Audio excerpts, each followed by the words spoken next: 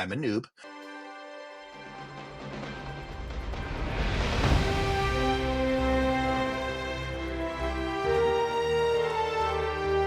Happy time zone, everybody, and welcome back to Watching Now, where we are currently discussing Season 3 of Star Trek Strange New Worlds.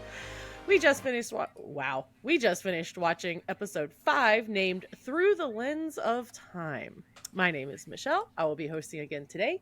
Tim is back with us today, as well as the bearded wonder himself, Mr. Drew. How are you doing today, Tim?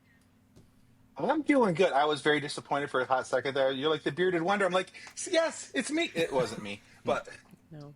other than getting my hopes dashed, I'm doing great.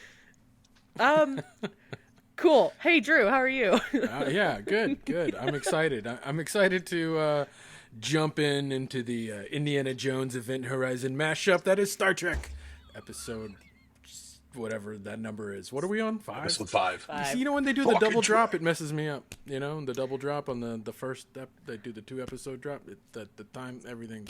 Never mind. Honestly, I feel like you kind of just wrapped up the episode, so... Yep. Yep, that's it. We can tune go in home. next time, y'all. Yeah. And done. Yeah, right. No, okay. Well, I do want to make it clear to our audience, as always, that there will be spoilers moving forward. So if you don't want to know anything about the season, just stop watching. Otherwise, let's boldly go on. All right, general reactions from everybody. Tim, go first. You were here last week. Same thing. All right, so 2 things. Number 1, last week's episode sucked tremendously. I just want to get that out in the because I wasn't able to be here last week, and I so wanted to say how bad that episode was. And everything that you guys said last week, I'm not going to go on this for a very long time because you guys covered it perfectly last week. It sucked. It blew chunks. Anyway, this week they totally made up for it. They totally redeemed themselves. I really enjoyed this episode, and I do mean really enjoyed this episode. I have a few things that I want to talk about in particular, and one thing that I liked a lot, and that one thing that made me really sad. So, but other than that, I liked it. Wow. I'm interested. I'm intrigued. Okay, Drew, what'd you think? Yeah, I'm on the happy bus here. This was good. This was a lot of good. This is a course correction and a good setup, Yes. I think, for what seems to be like the new big bad of the season potentially. I mean, we'll talk more about it later, but this was pretty freaky, and I was into the freaky, and I was also into the kind of like adventure puzzle solving bit. Like, listen, if you know me here at Couch Soup, we're big fans of like video games like Uncharted and Tomb Raider, and so puzzle solving is like, ooh, it's like if this was written for me. So this was a fun episode. I do have some like tonal shift questions. Like this episode was like tonally weird in points. Like there was like trying to be a comedy and then like trying to be super serious and super scary. Like it like whiplash. There's some whiplash going on, but we can talk about more of that later. But I enjoyed it overall. I thought this one of the better episodes of Strange New Worlds. I was bored. Well, there you have it. Wouldn't be a good podcast if everybody liked it. I was bored. I was like checking my phone within 15 minutes, and my husband was like, honey. I was like, I know, but I'm bored. My friend and I, my Star Trek guy and I, we greeted ourselves on Thursday by saying, hi, it is mildly disappointing Star Trek Thursday. And yeah, pretty much just I stayed on track on that. I'm a little confused by things, which we'll get into here in a minute, but it was more of a space drama than a space adventure. It was so forced with the away team dynamic, which we're going to get into later, and I was just like, I get it. The big bad was good. Spooky is my thing. I literally have a skeleton on my shirt currently. That was cool. Makeup was great. Big bad seemed pretty cool, but now there's like questions and issues with it with Battelle. So let's just ask a question. Did everybody understand? Did everybody understand the episode, the science, the dimensions, the alternate dimensions? Well, yeah, I think so. Right? Like, I think they made it. It was a little bit. It was heady. Right? It wasn't super simple, which I like. Right? Like, I think Star Trek needs to be on the forefront of science when they talk about science. So even though they're talking about causality and like and being like separate, and that's this not stuff they haven't done before, but they usually kind of simplify it, like on Voyager when they've done something similar with this kind of they did something slightly similar with aliens that kind of live out of space time, but I think here they try to get it more real science, which was kind of cool, and I'm kind of here for that, so I didn't mind it too much. But I get like how some people could get lost with it. Like, I mean, saying it's heady is a really good way to say it. Yeah, it was Yeah. pretty, because you go from what previous episode of like, what was it? What even was the previous episode? Wait, hold on. What was it? It was Are we? The space adventure thing with the they were Oh, the murder mystery. the murder mystery. Thank you. Okay. Yeah, I mean, no. we go from like God. campy murder mystery fun thing to like to actual space adventure, but let's really like get straight into like, I don't know, physiology and calculus when you're a freshman. You know what I mean? I'm like, oh, you could have like warmed us up a little bit more. Yeah. I felt like this was one of those classic filler episodes. Not this one, but the previous one was a classic filler episode, and then they bounce right back from the filler episode and to give you something a little stronger, a little punchier. The thing I like about Star Trek, one of the things I should say I'm appreciating about Star Trek, because I'm a noob, is that that's going to come Welcome. back to haunt me. Totally. One of the things I do appreciate about Star Trek is that even when they go after some of the headier science topics, is that they do break it down at least to a point where you don't have to understand all the nuts and bolts of how this thing gets put together, but they give you enough of the basics to where you're not getting lost in the sauce. And I think for me, that's the most important thing.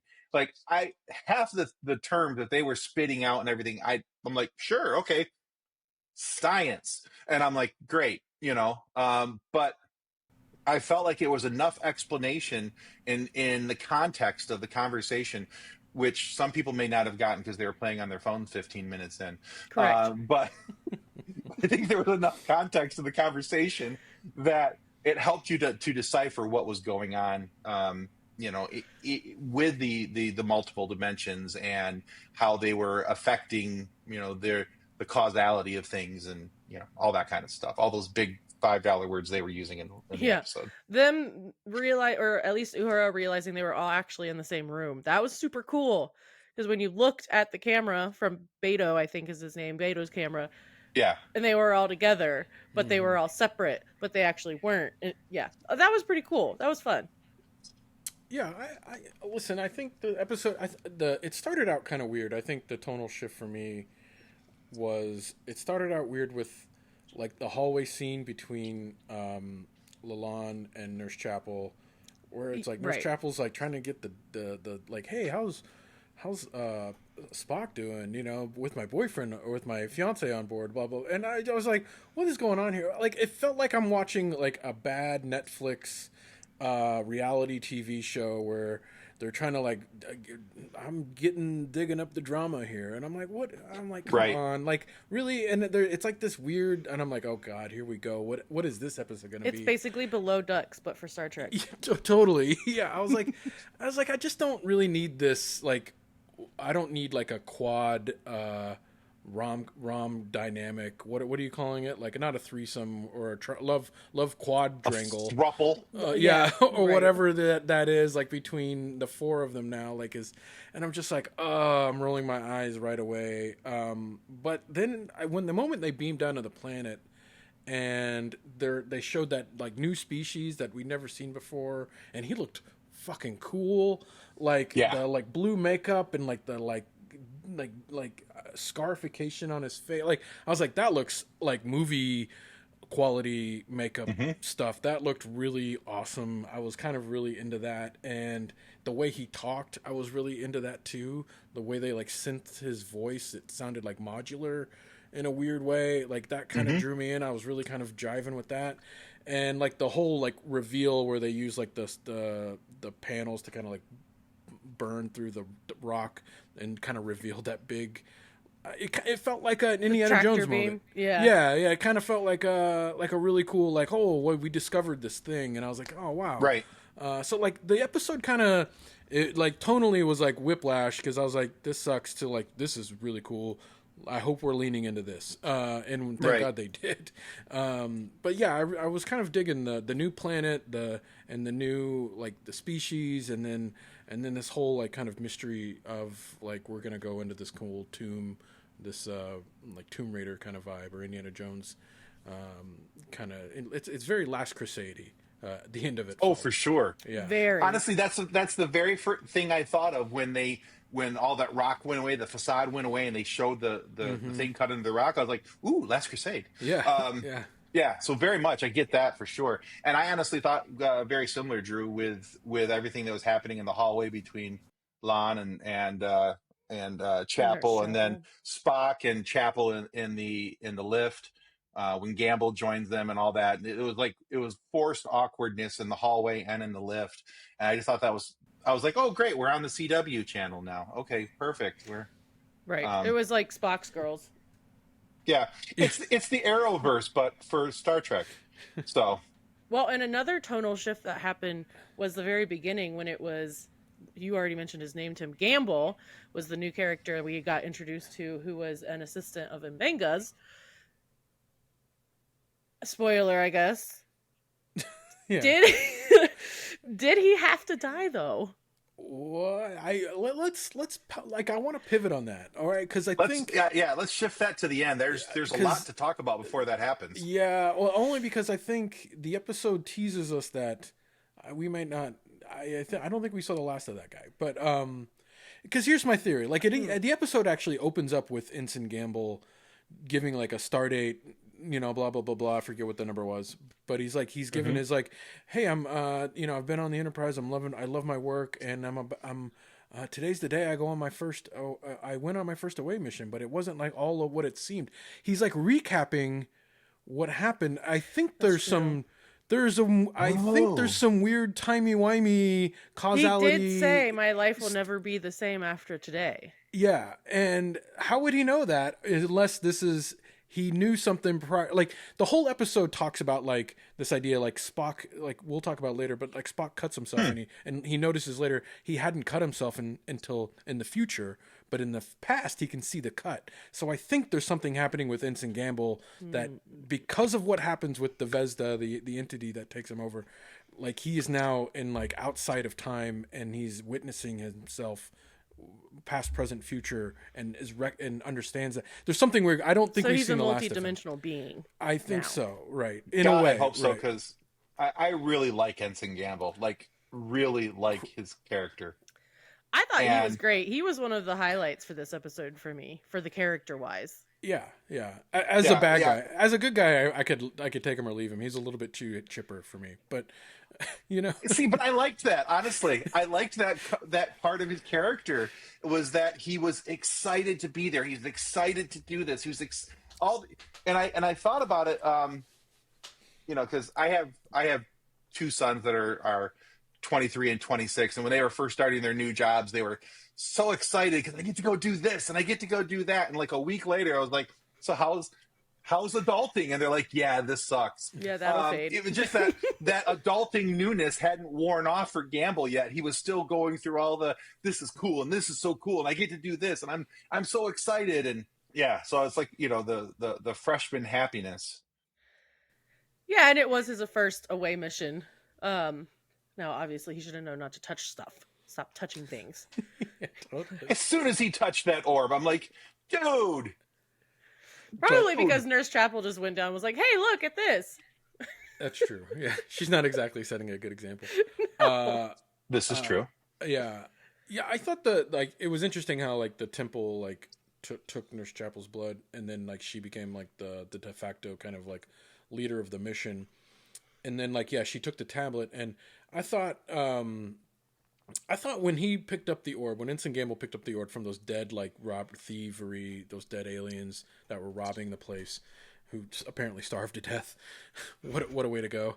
And I thought when he picked up the orb, Tim, I was like, oh, that's not going to... But what happened? I went, oh, shit. Like, that was visceral. Like, I did not expect that thing to blow up in his face. Like, I hadn't seen anything like that in Star Trek, right? Like, for me, I did not see that coming. Star Trek's usually pretty tame, and it's like kind of, I don't know, war sort of things happening. Like, it's usually not so brutal. That felt pretty brutal, and like when they showed his face, I was like, oh wow. Oh, that was jacked up. That He was did. like, I was like, whoa, we went there in Star Trek. I was like, I was Yeah. in. I was like, this is cool. So I give them a lot of props because that was a shocking moment, I thought. Yeah, because most of the time when I watch Star Trek, I don't see blood. Yeah. I don't really think about that.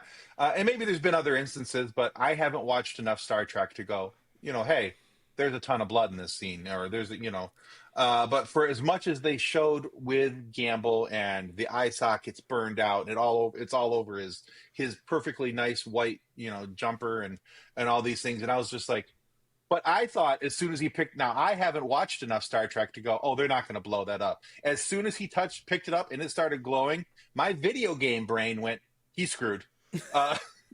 Totally, yeah. He's done. That's going to blow up. He's done. He did a great job at acting how painful it was, because Oh yeah, you guys' eyeballs burned out. So then Mbenga man. is like, your ocular structure was removed from your orbital whatever. He's like, I don't have my eyes. yeah. I love. Yeah, can we talk about Mbenga's like also bedside manner? Like, tell me how it really is. Well, you're dead, but you're also alive. I'm like, so come on, Mbenga. bad. Like, I was like, come on, dude. Like, you're worse dead, than. but You might be better. It was Spock might have better bedside manner than you at this point. Like, come on, I buddy. can't explain it, but you're not dead. Yeah. But you're not alive. But you're not It's like, alive. I'm dead. Holy shit! He starts definitely freaking needs out. some work on his bedside manner. Yeah, I was like, Especially for "God." being a chief medical officer, my dude. Yeah. Yeah, no. And Benga gave two craps about what you thought about it. I'm just giving you the details. Here's the facts. Nothing but the facts. Hope you enjoyed the facts. Yeah. Yeah, I don't know. I can't figure it out. You're dead, but you're not. I'm dead? Yeah. Yeah. No, you're fine. I'll figure it out. You're fine. Yeah, Don't worry about it. We need more. We need to do more research or studies. He's like, yeah. So the visceral, how can I say that? Visceral ether, I guess that was a good word for it. Visceral ether that Gamble got kind of attacked with was somewhat memorable of the black substance that killed Yara in TNG. So I'm curious if it has some type of semblance to that.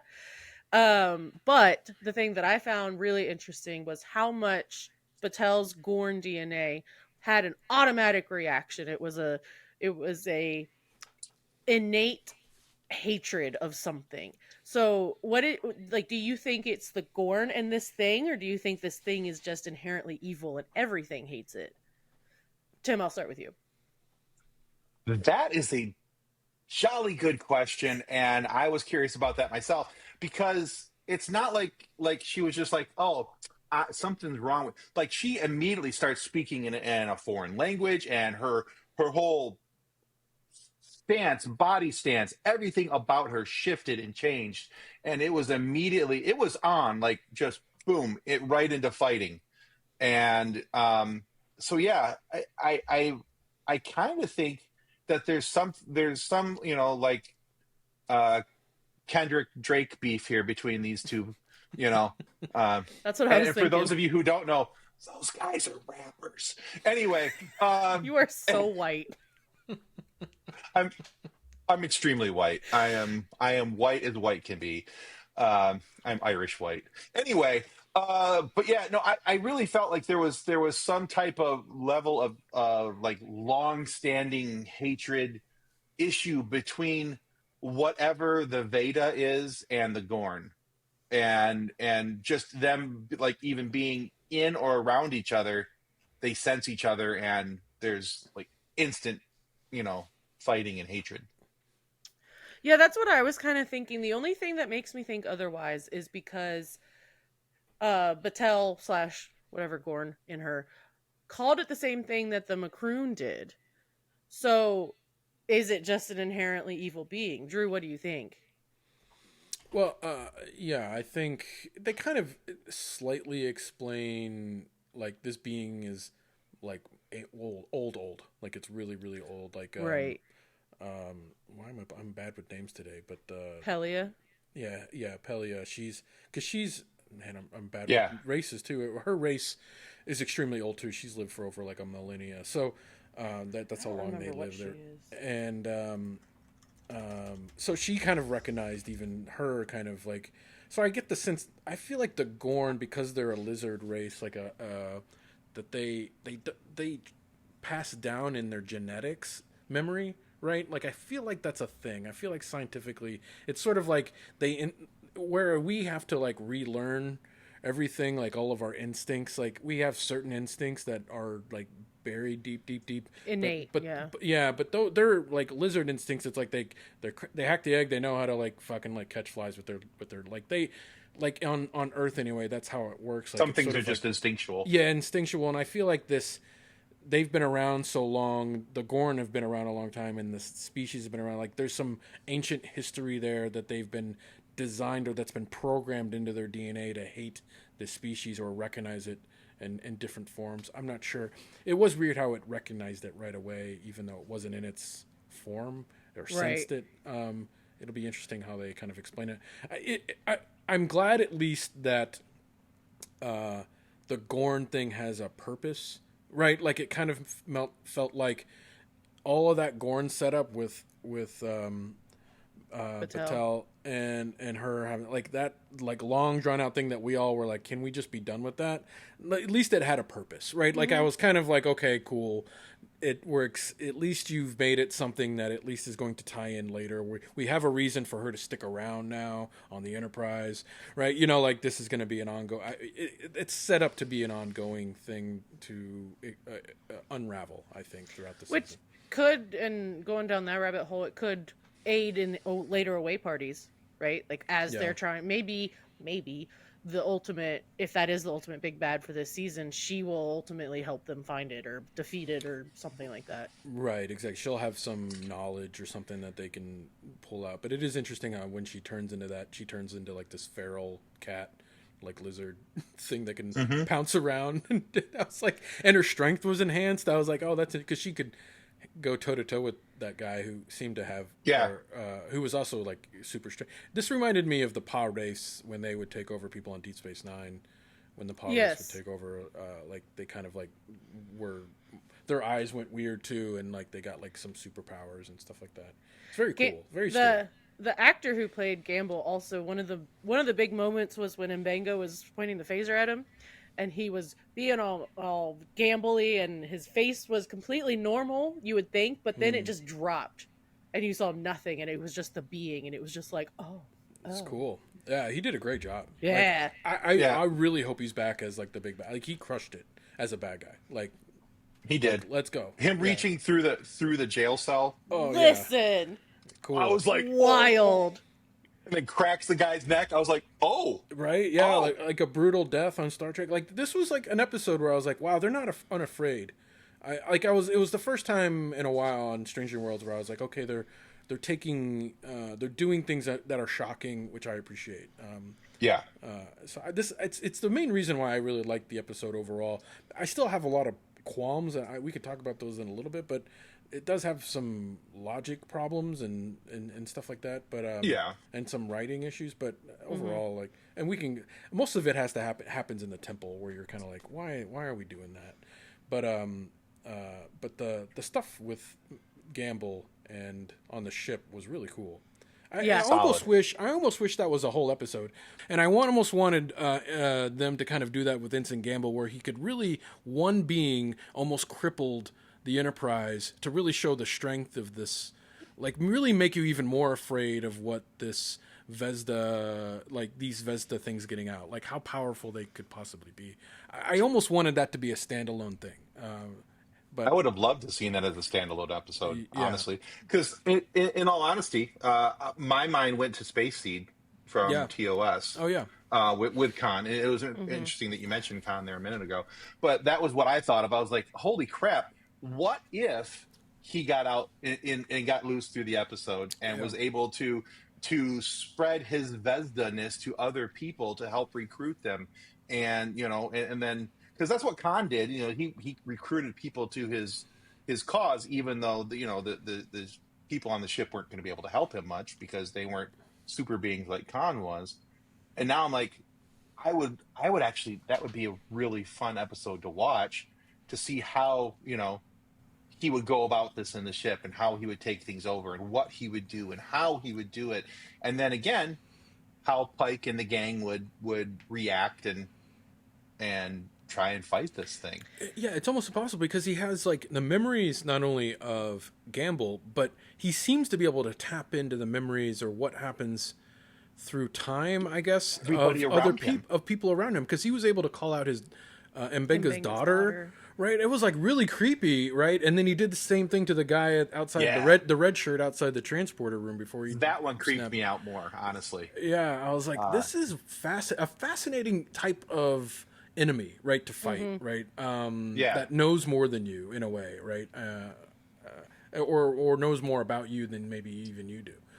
See, the jail cell security officer one, that one creeped me out more, because in my mind I could rationalize that even though Mbenga had never told him his daughter's name, that because of the closeness, and and Mbenga said said it, he said it, and then Pelia said it, who, by the way, she's a Lanthanite, by the way.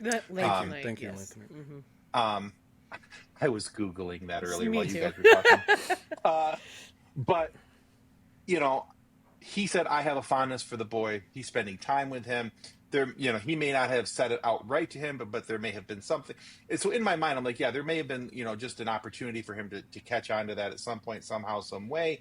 That could almost can be written off. But then this other guy, the security officer, who he has no interactions with, he's calling, I think it was his mother, and and leaving her to starve and die and all these things. And I was just like, oh, okay, now that's creepy. How does he? And then I'm like, how does he know about that guy's mom? And then that dude was immediately drawn in. He's like, Mom, But as he's doing that, and then he reaches through the freaking force field. And breaks that shit was wild. Yeah, the only issue I have with that is, how I'm a little like, I kind of like. The human body would not sustain that. Right, exactly. So there's something he's able to, because he's not in time, was the only thing I could like think of, like he can phase through. But then like, why couldn't he phase through walls? I don't know. I start to get a little bit like, what's the science there? But then I'm also sort of like, then why would have a phaser bolt have affected him if he can sort of, because energy is energy, right? Like whether it's being materialized as like a force field or being. Well, with used that, as like you're probably thinking So about now, speed. Yeah, maybe. So like, I start to like, logic starts to weasel into my brain, and I can't let it go, and I hate myself for it, because suspension of disbelief should take over. But yeah, that it's one half dozen the other. It's still cool. All right, so before we get into the finality of Gamble potentially, let's break down the away team. I was annoyed by the dynamics of it. It felt very forced. The findings were what we've already mentioned, very Indiana Jones, Uncharted-esque. Spock wasn't following protocol. Like, what happened with the away team? Drew, I'm going to start with you. Yeah. I don't know. Like, again, it felt everybody forced, right? Yeah, it did. It felt a little like, I don't know. Like, it's funny because they got rid of Ensign Gamble, who is essentially like a fifth wheel, because everybody else is like coupled up. Basically. Yeah, exactly. Like everybody else is a couple on the away team, and Ensign Gamble's like, I gotta go. My eyes are burned out. Plus, I don't want to stick around for this rom-com. And literally, the only reason Ortega's brother is there is just for the camera. Like, no, he's there because they're trying to make him and Uhura a thing. I know, but like they have like love sparkles and shit going on. Sparkles. Between the camera and shipping those two, that's why he was there. Yeah. I thought the camera thing was a nice. I thought that was a nice touch, though. Yeah, it was a nice touch. Also, it reminds me of like, I feel like they should have more drones in Star Trek in for things like this, like when they're on away missions. Yeah. Just inherently, I think that should just be a thing they should incorporate. But just to finish it out, I agree. I thought a little bit of the dynamic, and I guess I'm just not always here for the drama, the romantic drama. It wasn't as heavy as I thought it would be. They kind of get over it. They kind of have the moment where like Nurse Chapel's trying to convince Spock to continue on the mission, and that's the only moment where you feel like it's influencing the mission. After they're in trouble, I don't really get a sense that it really did much. It didn't become a No. thing. Like, it wasn't really brought up again. So I was kind of okay with it. But I hear you on, like... I mean, they were split up into... Sorry, I interrupted you completely. They are split up into, like, people together that should have had some sort of drama, but instead it's just... Like, we had all the drama in the beginning of the episode, and then when all of these people are forced together and they're paired up the way they should be, nothing comes of it. There's, like, no fighting or no drama. There's, oh, let's see what happens. Never mind, we're just gonna work as a team. Yay, space. Yeah. Yeah, I like how they keep talking about how they were going to starve to death. And I'm like, but, I mean, the Enterprise is, like, I don't know. Like, I feel like that would be, like, the least of my worries. I don't want to get vaporized by the door would be, to me, be the most feared moment. Like, starving to death is like 17 down the list of ways to die, I feel like, in this chamber. But they kept bringing it up, like, well, I don't want to starve to death in here. I'm like, well, I mean, I feel like... you could fall into infinity or something, whatever is going on in the background. I have no idea. Right. Lost into another Especially when they dimension had to forever. take the Indiana Jones Walk of Faith across the invisible bridge. I want to get into that, Tim. Let's get into that. Okay. It was exactly what we have been saying. It was basically The Last Crusade. And like you said, once we got into the actual storyline and past the force dynamic of who's in charge and what's going on, and then that we got into the story of what was happening inside of this temple / prison / whatever it was, I felt like the story really kind of smoothed out from there, because it was kind of forced, a little high school musical, CW rom-com, whatever you want to call it. But I think that once we got to that point, the story started to smooth out and started to kind of like take shape. And I was the only thing that, like I said, I saw it when we saw the facade of the building. I was like, "Ooh, Last Crusade," and then I was like, "Oh, look, it's only the penitent man can pass." Penitent man. Penitent. That's right. Excuse me. That's actually the second. Man. That's when he kneels and the blades. Yeah. And I forget what the third one is. But that's what I said actually when he threw, because I was like, oh, if he had rocks, he'd throw them out there, and only the penitent man could pass. But, But that's not what it was apparently. So my memory's skewed. But I mean, I don't mind it. I really don't. But I like these little. It's not really an Easter egg, but it is a call out to something else out in pop culture, and I like it when TV shows do that, where it's a subtle nod, a gentle nod to something else that's happened out there. It's just in my view, it's a respectful nod to other content creators and what people have made, what people have done, and I actually like that. So for some of the things that happened in this episode, I'm like, oh, that's kind of cool. I kind of dig that, and so I do like the Indiana Jones, Uncharted, Tomb Raider vibe, and I would have actually liked this episode to be a two-parter, because I think that there was a lot more. I felt like once we got into the part of the story and they're trying to figure out what's going on in the temple, I felt like it was a little rushed because they spent so much time getting to that point and, making sure that everybody was okay with people dating their ex-boyfriend. So. Yeah. Why am I the only one bothered by anybody, not just you guys, but like that Spock did not follow protocol? We're talking about Spock here, y'all. Yeah, I mean they wrote around. I give him credit. He did ask the alien that was, hey, it's your planet. Do you want us to continue? We're here on your behest. Do you want to continue? And the guy was like, yes, it's very important for us to find out our hair. So he was like, okay, cool, right? Like he punted it. To be fair, he kind of did. Yeah, he kind of punted it, but he got an answer. Because if the guy was like, let's get the fuck out, I think he would have got the. And once Ensign Gamble got hurt, they all were like, let's get the hell out of here. And actually, which was cool because even Corby was the only one to kind of like fight on that, and that's a hint to him. His future character of where because his chase for immortality is what ends up being his downfall in 5 years later or whatever it's going to be. So it's interesting how they've kind of showed Corby's sort of darker side a little bit here on this episode. Just a hint of it a little bit. Yeah. You know what's funny is that while Corby was mouthing off about, I don't answer to Starfleet and Mm-hmm. all that stuff, and I'm like, good riddance, Dick. And then I was like, oh yeah, he can't die yet. Right. Yeah. All right, so final question. Did Yes. Gamble need to die? I don't think he's dead. Yeah. I mean, listen, he's dead for intensive purposes, but Mbenga even said you're dead and alive at the same time, and they didn't understand, or either that was like a nod to like he's going to die. You know what I'm saying? Like you're because you exist in both states. But even on the planet, she was saying there's something alive in this statue that's both alive and dead at the same time Correct. too.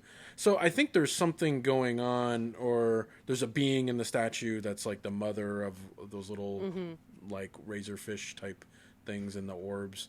I don't know. I don't know. My suspicion is somehow when Scotty trapped the thing back in the orb and he beamed it into the buffer, into the transporter buffer, by the way. I think it's going to get out. Something's going to happen. It's going to get out. It's going to go back into the body of Gamble, right? And he's going to be the big bad again. And he's going to get away and release all his little friends somehow, or release the queen that's in the statue. Something's going to go out, and we're going to see like a Battelle Gamble standoff Battle. again. Like that's going Yeah. to be like they're going to do like bam, bam, bam, and she's going to get really injured and die, and Pike's going to be mad. Just like that. Yeah. He's So- gonna cry. I actually didn't catch on to that during the episode, and I was really pissed that he was dead. Because now that and the whole time we were talking here, you're like, yeah, and he, his opening, the Stardate thing was from a point of, the point of view of, this was. I was like, oh, and so like, yeah, and now I'm kind of coming around to that I don't think he's dead, but he's not dead. I do think we'll see him again now. The more that we've talked, because originally I was like, man, he was such a cool character, and the actor did such a great job portraying him, and just really, he held his water in those scenes. Man, he was doing great. The fact that he could go from the Vesda to Gamble back and forth, so seamlessly, it felt very, very good, and he was. Gamble to me was one of the highlights of the episode. So I really liked his character as Gamble, and I liked him as a bad guy as the Vesda too. And now I'm kind of like, I was like at the end of the episode, I was like, I remember shutting off because I was laying in bed last night because I forgot till late that there was a new Star Trek episode, and so I watched it in bed on my iPad. And I remember shutting off my iPad, going, "Well, that was stupid. They killed one of the coolest characters." So yeah. Okay, here's my thought. Oh, I'm sorry, Tim. Are you done? No, I'm good. Okay, here's my thought. So they're having this standoff, right? They're Pelia and Scotty and Mbenga, and clearly there's something going on. I don't think he was going to kill Mbenga. Pelia just up and freaking shoots him. But we don't even get a sorry until the meeting later. And she's like, I know you were fond of him. Sorry, I just kind of killed him. Yeah. What are you talking about? First of all, protocol. Second of all, I know you were fond of the kid, but I just kind of shot him, 10 minutes ago. So my bad. But, what? Where's the I think it's half humanity in crazy, that though. part? No, I'm hearing. I hear that. The ending of this episode was probably the worst moment because here's the deal. Gamble was introduced in like episode 2, and he was in every episode since episode 2. You don't bring in somebody in episode 2 and then to make him. And if you really, what I would hope they do if they did kill him, which another reason I don't believe they did, but it should have had a bigger impact on the crew, right? Like instead of like a board meeting with just like 6 people, like it should have had like a fucking Spock send off where like everybody's saluting and fucking like sending him off in a torpedo into the sun. I don't know, like everybody's like bagpipes going, we all crying, like it just didn't feel emotional. Like I don't disagree with him getting shot. I mean, he killed that guy. I mean, he clearly was a threat, and he was threatening to kill other people. Right. And if he got hold of the phasers and took hold of the ship and let all those aliens out, it would have been bad news bears. So I think the right thing to do was probably to shoot it. But I disagree with how it was sort of handled at the end. It should have felt more impact. Like his death should have meant more to the crew. It kind of felt like and even like like there's like a weird punch. She's like, "Do you want me to do it again for the camera?" And I'm like, "Why are we making jokes?" Like it felt tonally wrong to end the episode in like this jovial, like, "Well, that was a fun episode.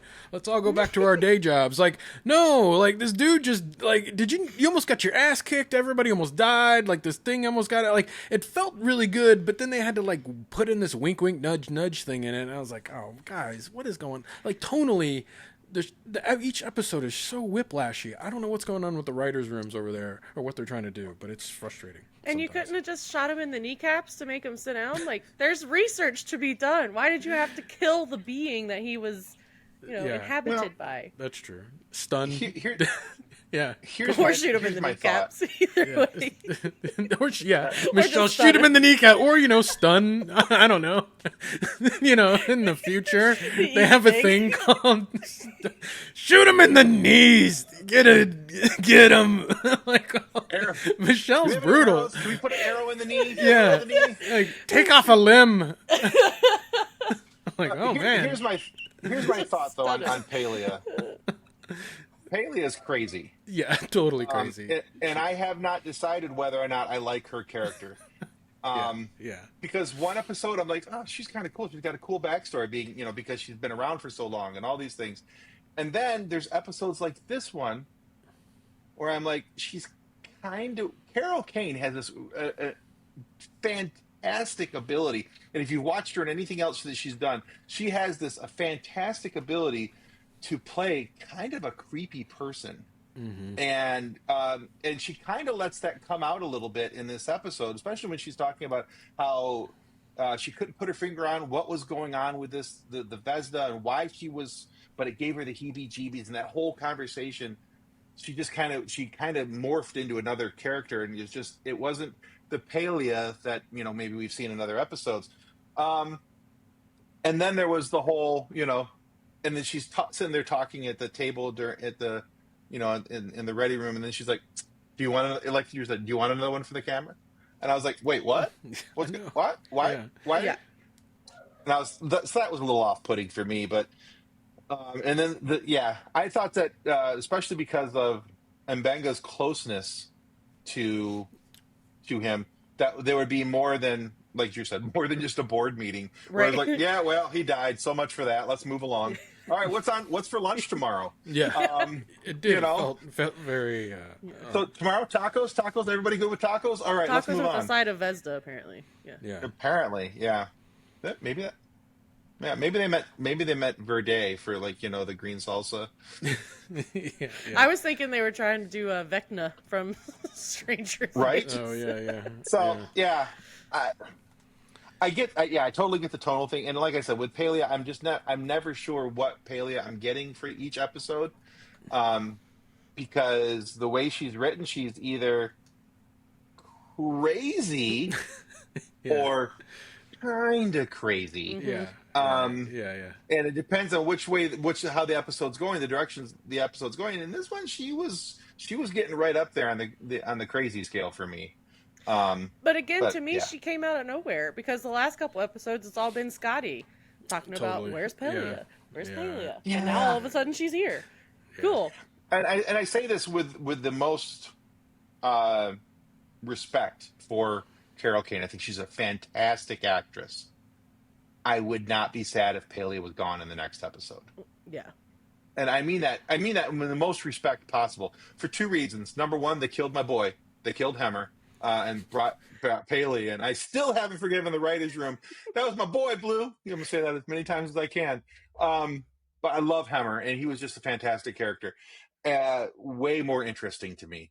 But anyway, so it would not hurt my feelings if she was gone. But but I understand why she's here too. There's they had to have that gap between Hemmer to Scotty, and and Scotty's still apparently trying to be Stella and get his groove back. So, well, with that, another white boy reference for you. Give me, You're welcome. I'm ignoring it. Give me your final ranking for it, Tim. Final ranking 7.5 out of 10. I really enjoyed this episode. It probably would have been an 8 or higher if We didn't have the I like your boyfriend. No, I like your boyfriend. No, I like. Is it okay if I date your ex boyfriend?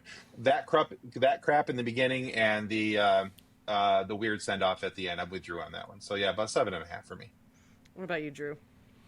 Yeah, I'm a little higher. At 8. I think there was more highlights than bad. I was, again, any episode that makes me go, oh shit, like out loud, like when there was several moments where I was like, wow, they're doing good work here. It's just unfortunate that there's just they kind of undercut some of these really great moments with some really bad moments that just, again, tonally just don't seem to work. Like, come on, like if you're gonna have a serious episode, make it a serious fucking episode, right? Right.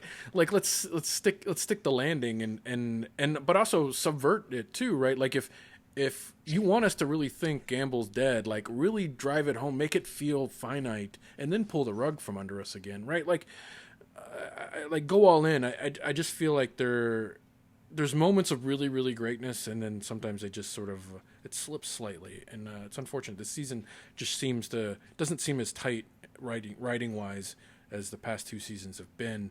That said, I still think this is like probably one of the better Stranger New Worlds episodes, just because of the really, really what's good is really good, I thought, and interesting.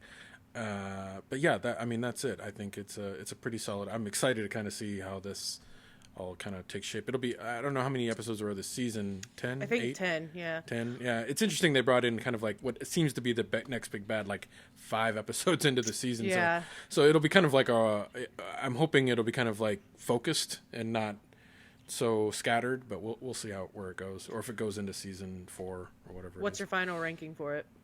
Yeah, 8 out of 10. Okay. Yeah.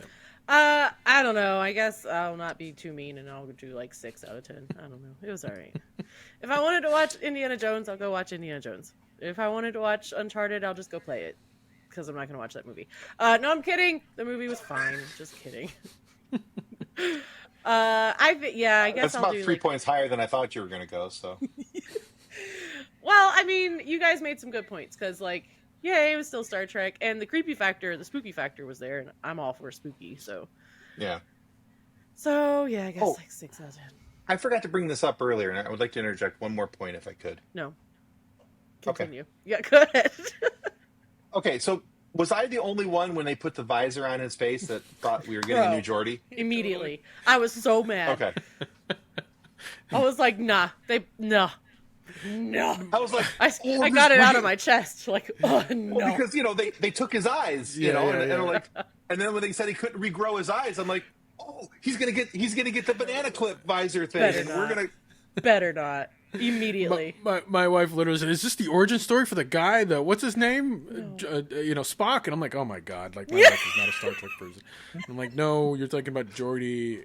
He's like, "Yeah, Geordi." I'm like, "Yeah." Oh, clearly this is. I'm like, "No, this is not." Like that's like 200 years later. Like Correct. The guy won't live that long. Like, and they don't have the technology yet. Yeah. Geordi, Spock, they sound very similar. She's like, "You're such a nerd." I'm like, "I know." Didn't she know this? Yeah. Yeah, I know. Yeah. All right, let's go ahead and wrap this thing up. Thank you all for being here. Drew, where can people find you? On the Couch Soup, if you're listening to this podcast, hopefully you know about Couch Soup. If you're listening to podcast and you don't know about Couch Soup, go to couchsoup.com, check it out. Pop culture website, great articles on the daily, great podcasts like this one you listen to. And we have a really, really cool community. So if you become a member, and you can do that for free, which is great. You can kind of join our little group circle. It's a really great place where we all hang out online and like kind of like a forum type Discord thing and chat about things like this, like Star Trek. But if you also want to support Couch Soup, you can. There are different tiers from $5 and up. Support what you can. If you can't, I totally understand. Times are hard, but it helps things like this happen, like shows like this, writers, internet, or not internet, servers, all those things. They cost money. Please help. The internet costs money. The internet is expensive. We are what holds the internet together. And if you don't pay us, it will all fall apart. No. Spider webs everywhere. But yeah, come to Couch Soup and we'll become best friends. So Tim, where support can the soup or you? lose your memes, kids. Tim, where can people find you? Hi, I'm Tim. I'm the host of the FSF podcast. I'm also a writer on Couch Soup. So I'm not just, stopping by for all willy-nilly style, but you can check out my articles on Couch Soup. I'm a huge, it's probably illegal to say here, but I'm a huge Star Wars fan who's just come into his Star Trekness in the last couple years, and I'm really enjoying the series. So you'll get a lot of noob comments from me about Star Trek. However, but yeah, you can find me on the FSF podcast. Like I said, you can find my articles on Couch Soup, and it's at FSFPOPCAST on all social media other than X, because screw that place. And but yeah, you'll find us on YouTube and everything. We interview people in your sci-fi and pop culture world. Some pretty big names have been on our show. I'm not going to name drop right now. I can later if you want me to. But yeah, come check us out. We have a lot of fun, and we get to talk to some really cool people. Yay! And I'm on Couch Soup. Pretty much. She is. She's pretty cool. Yeah. I'm a contributor, community manager, so you'll see my face a lot. We do AMAs, we do Zooms, I do podcasts. I have a good time. I do the weekly newsletters, which I highly recommend everybody get the newsletter, and I will brush my shoulders off on that because my GIF game is on point. I have to brag. It is. Master gift giver? Wait, I don't GIF know. giver, GIF master. GIF selector, GIF master. Selector, Ooh. yeah. GIF master 5. Hell yeah. All right. Anyway. Did you hear that? That's it for now. Let's continue to discover new life, new civilizations, and we will initiate shutdown sequence from here. Live long, prosper, and keep it tuned to Couch Soup for more Star Trek goodness. Bye! Bye. Bye, everybody.